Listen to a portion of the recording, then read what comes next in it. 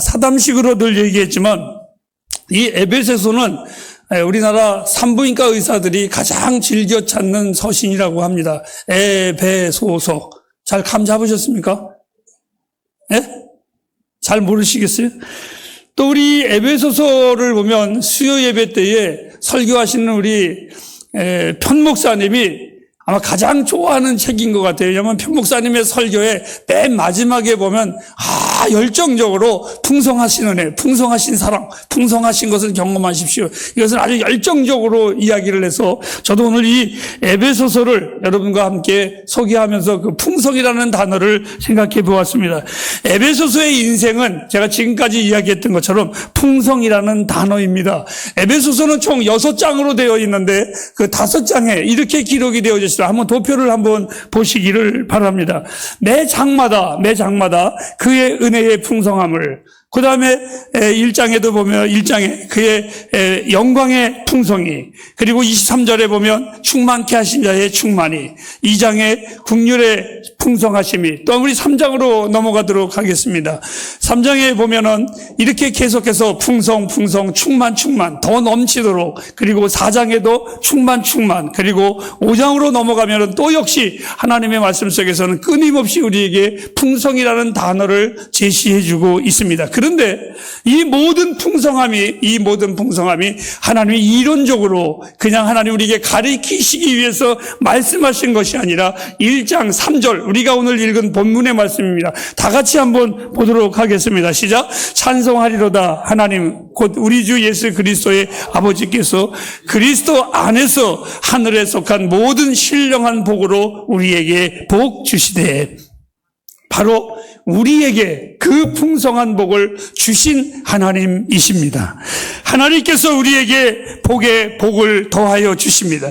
그래서 그 복을 받은 우리들이 해야 될 일이 딱 한 가지가 있는데, 그것은 바로 그분을 송축하는 것입니다. 그분의 이름을 높이며 그분의 은혜에 감사하는 것, 송축하는 것이 우리들이 해야 할 일입니다. 9월 이 햇불에 부여하시는 하나님의 풍성한 복을 맛보면서 우리는 이 첫 주부터 마지막 주일까지 하나님을 송축하시는 시간이 되기를 바라면서 우리에게 영원한 생명을 주신 이 하나님을 송축함이 나와 여러분의 인생이 되어야 하며, 또한 우리의 힘과 우리의 방패가 되기를 주님의 이름으로 축복합니다. 오늘 이 3절 말씀에 다시 한번 보면 이렇게 말했습니다. 찬송하리로다 하나님 곧 우리 주 예수 그리스도의 아버지께서, 하나님께서 우리에게, 그 자녀들에게 그냥 주시는 복이 아니라, 그냥 가볍게 주시는 복이 아니라 풍성한 복을 우리에게 주시는 아버지이십니다.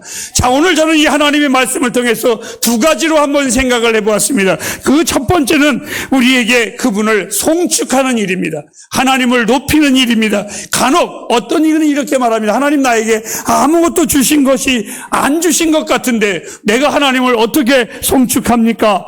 이렇게 말을 합니다. 아닙니다, 여러분. 송축은 무엇을 받기 전에도 참 좋은 겁니다. 누군가가 나를 높이면 나는 그분을 찾아서 인사를 합니다. 고맙다고 합니다.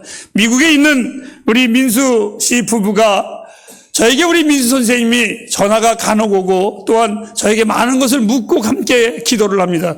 그런데 그 민수가 이렇게 꼭 말을 합니다. 얼마나 아름다운 말을 하는지 몰라요. 무슨 말을 하냐면, 목사님, 저는요 많은 교회 많은 목사님을 지금까지 만나고 경험했지만 제 마음에 결론을 내린 것은 내가 목사님을 저의 신앙의 멘토로, 목사님 같은 분을 제가 못 만났습니다. 이러면 너무너무 기분이 좋습니다. 너무너무 기분이 좋습니다. 제가 그에게 얻어먹은 것은 여러 번이고, 제가 대접한 것은 소고기 국밥 4,000원짜리 딱 한 번 대접을 했습니다. 너무너무 기분이 좋습니다. 여러분, 나의 이름을 높여주고 내 존재감을 높여줄 때, 나는 그에게 아무것도 하지 않았는데도 불구하고 내 기분이 좋다면, 날 구원하신 예수 그리스도 그분을 높인다면 우리 하나님의 기분이 얼마나 좋아하실까요? 얼마나 기뻐하실까요?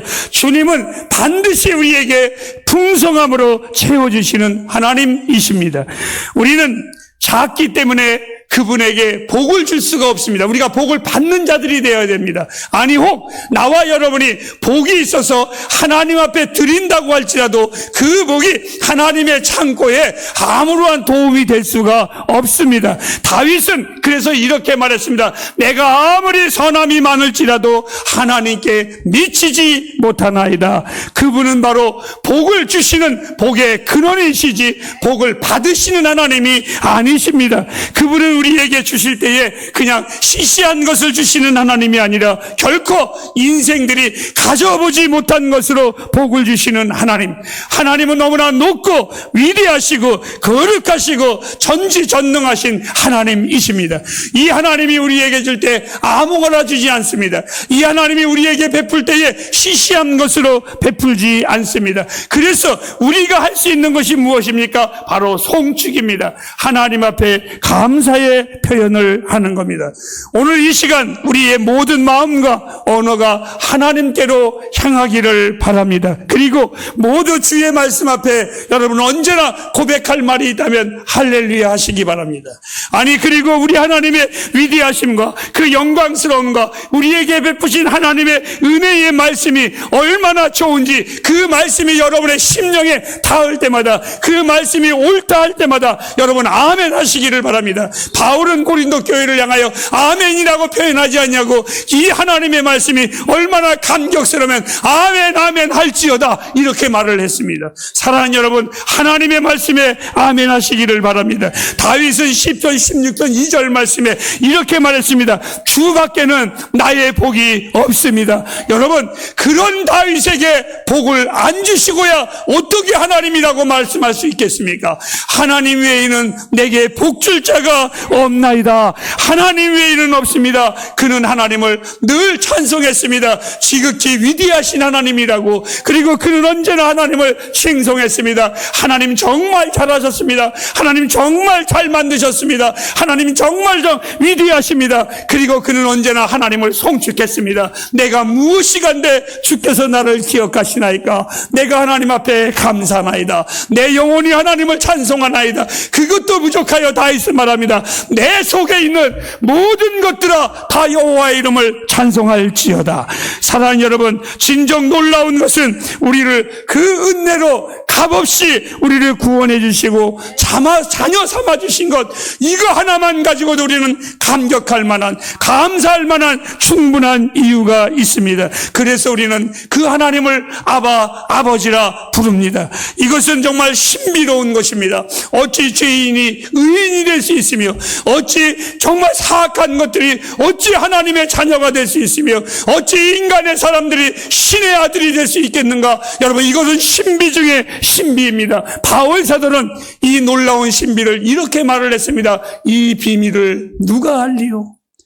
이 비밀을 어떤 언어로 다 표현을 할 것인가? 이것만으로도 내 인생 풍성한 것으로 충분하지 아니하던가요? 그분이 우리 하나님이 우리의 아버지이시고 우리가 그의 자녀일진데 우리가 어떻게 우리의 영혼이 빈곤할 수 있겠습니까? 사랑하는 햇불 가정 여러분, 하나님의 이름을 송축하는 것 바로 이것이 하나님을 기쁘게 하는 것입니다. 하나님의 이름을 날마다 송축하십시오.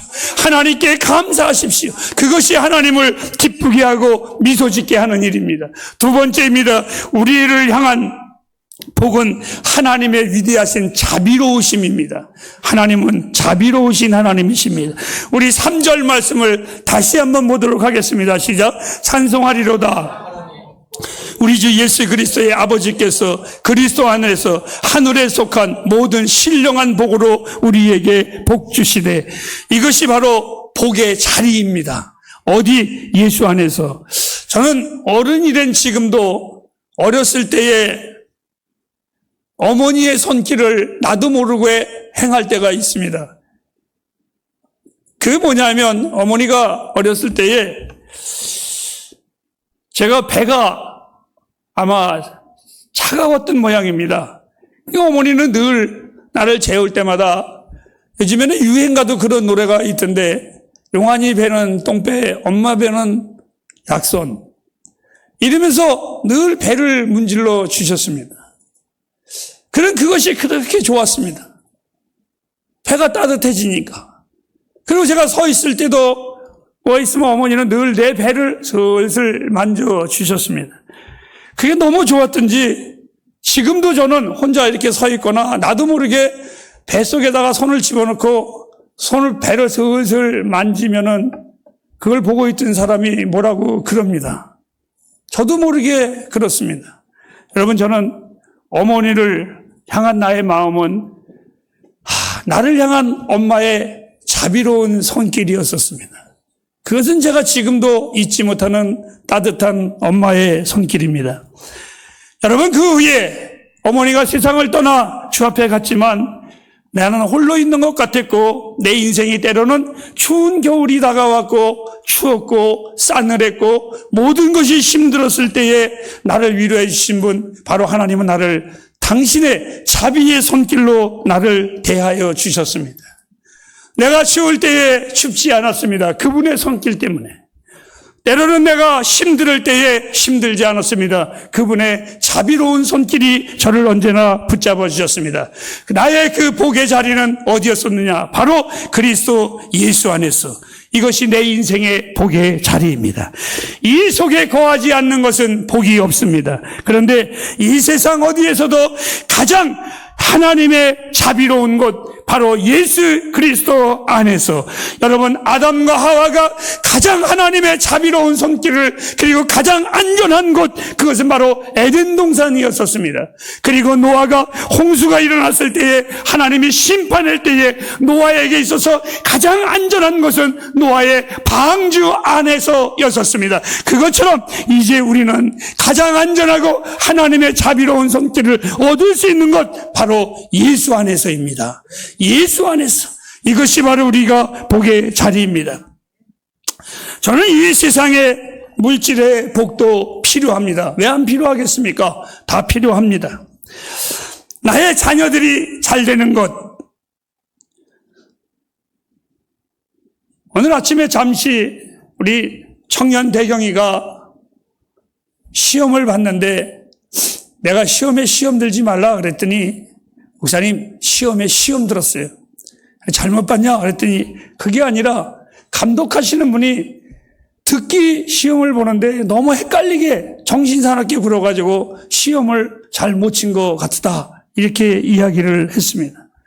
그 말을 들을 때 대경이의 마음도 아프지만 저는 늘 대경이가 쉬지 않고 공부하는 청년임을 알기 때문에 대경이를 볼 때 그 말을 들으니까 제 마음이 표현은 안 했지만 사실 좀 속이 상했습니다. 이놈이 잘 봤다고 그래야 되는데 제 마음이 속이 상했습니다. 저는 나의 자녀들이 잘 되기를 원합니다. 그리고 우리 사랑하는 성도님들의 사업이 또한 직장이 다 잘 되기를 저는 원합니다. 그러나 이제 우리 이런 거 한번 읽어보시기 바랍니다. 제가 꼭 하고 싶은 말입니다. 시작. 그런 것이 없어도 행복한 그리스도인이 되어야지요. 여러분, 우리 이제 좀 안 돼도, 이제 우리 좀 아파도 하나님의 은혜 때문에 좀 행복한 그리스도인이 되어야 되지 않겠어요?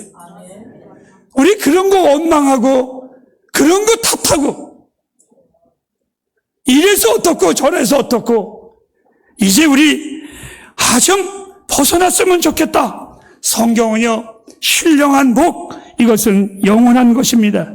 하나님은 우리에게 너무나 엄청난 세상에 줄 수 없는 복을 주셨습니다. 우리는 그런데 너무 가난한 극빈자처럼 삶을 살아갑니다.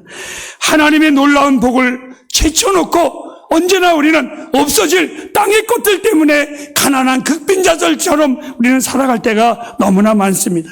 저는 그리스도인으로서 제일 매력 없는 사람은 금방 이런 사람들입니다.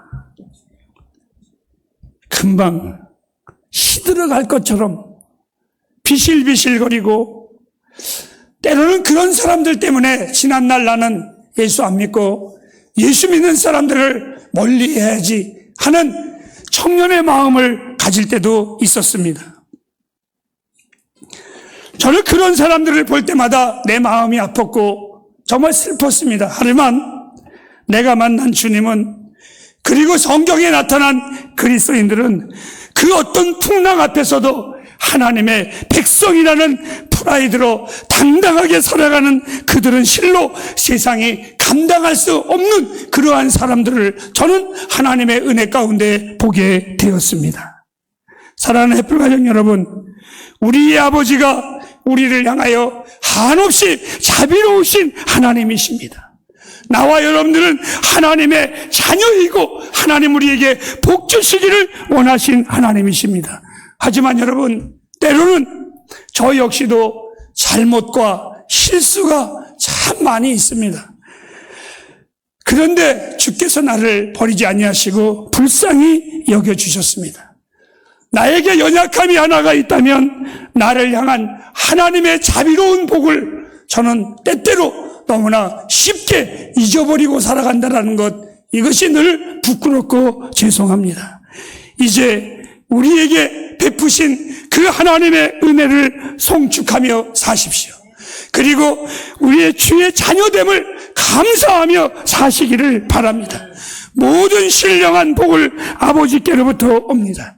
각양 좋은 것은 다 주께로부터 옵니다. 햇불이여, 세상에 헐떡거리고 살지 마시기를 바랍니다. 저는 햇불 가족들을 위하여 어저께도 이렇게 기도했습니다. 나의 아버지여, 9월의 계절이 우리에게 풍성하게 때가 오듯이 우리 햇불 가족들의 삶이 예수 그리스도의 그 은혜로 말미암아 풍성해지기를 하나님 원합니다. 그렇게 하여 주시옵소서. 이것은 바로 나의 기도고 나의 간구이기도 합니다. 사랑하는 햇불 가족 여러분, 하늘에 속한 모든 신령한 복으로 우리에게 복 주시되 여기에 풍성한 복이 있습니다. 어디에서? 그리스도 예수 안에서. 그리스도가 여러분의 구주이시라면 이 복은 다른 자들의 것이 아니라 그의 자녀된 나와 여러분의 것임을 확신하시기를 바랍니다. 나에게는 돈도 필요합니다. 나도 명예가 필요합니다. 때로는 권력도 필요하고 때로는 자랑감도 나에게는 필요합니다. 하지만 그러한 모든 것들은 이 땅에 잠시 있다가 사라질 아무것도 아닙니다. 오늘 여러분에게 놀라운 은혜 중에 은혜, 귀한 하나님의 복을 한 절을 소개하겠습니다. 4절 말씀입니다. 다 같이 읽겠습니다. 시작.